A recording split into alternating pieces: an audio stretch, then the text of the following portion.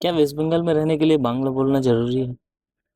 या फिर सिर्फ वेस्ट बंगाल नहीं, हम जिस किसी भी स्टेट में जाते हैं, अदर स्टेट्स में, तो हमें लगता है कि हमारे वहाँ पे लैंग्वेज का थोड़ा-सा ज़्यादा प्रेशर हो गया है।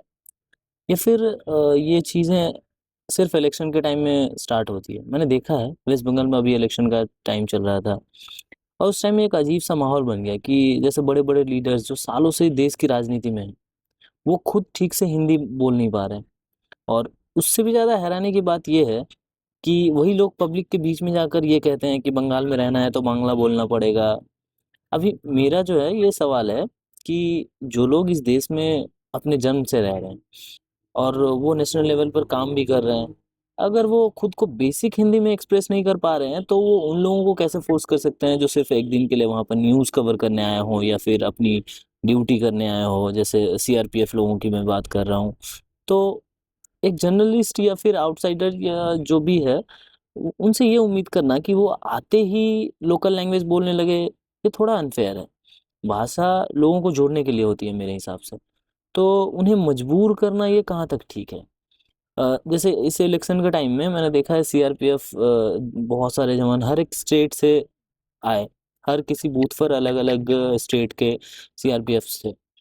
तो उनसे जो हम कुछ तो या तो कुछ हमारे लोकल नेता बोल सकते हो आप या फिर कुछ अपने लोकल जो लोग हैं वहाँ पे जो वोट देने जा रहे हैं या फिर जो वोट लेने ले रहे हो जो भी है, तो मैंने उनको भी देखा है कि उनके साथ आर्गुमेंट करने की आप लोग करते हुए कि आप लोकल लैंग्वेज में बात करो, लोकल लैंग्वेज में बात करो। लैंग्वेज तो बस एक कम्युनिकेशन का जरिया है ना, कि आप उनकी बातें समझ लो, लेकिन अगर आप उन्हें फ़ोर्स करोगे तो फिर ये मतलब किस हद तक है। मैं एज़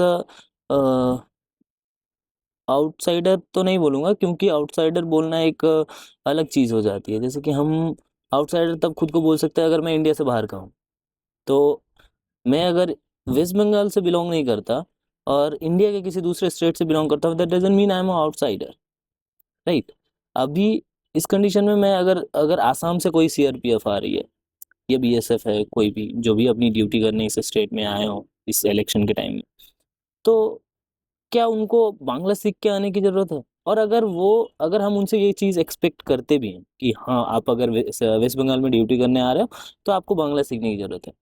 तो ऐसे कंडीशन में हम उन लोगों से पहले ये ज़्यादा एक्सपेक्ट नहीं करेंगे कि जो हमारे देश में बचपन से हैं, अब अपने जन्म से इस देश में हैं, वो क्यों नहीं प्रॉपर या फिर एटलीस्ट कम्युनिकेशन लायक हिंदी बोल पाएँ? हिंदी तो हमारी देश की भाषा है ना, हर जगह बोली जाती है। तो और ऐसे कंडीशन में मैं जितने सारे लीडर्स हैं जो नेशनल लेवल पर बात करते हैं, नेशनल लेवल पर डील करते हैं, नेशनल लेवल पे अपना काम कर रहे हैं, तो हम उनसे एटलीस्ट ये एक्सपेक्ट तो कर ही सकते हैं कि आपकी हिंदी एटलीस्ट उतनी ज़्यादा हो कि आप अपने लोगों से कम्युनिकेट ठीक-ठाक कर पाओ, है ना? तो मुझे ये कहीं न कहीं अनफ़ेयर लगा। आपको क्या लगता है कि क्या किसी भाषा को किसी पर थोपना सही है? हमारे यहाँ पे अतिथि देवो भव करके बोला जाता है कि तो इसको पालन करना क्या ऐसा है कि आप किसी को जब कोई आप दूसरे स्टेट से आपके यहाँ पे आए तो आप उन पे फ़ोर्स कर दो कि आपको बांग्ला बोलनी ही पड़ेगी?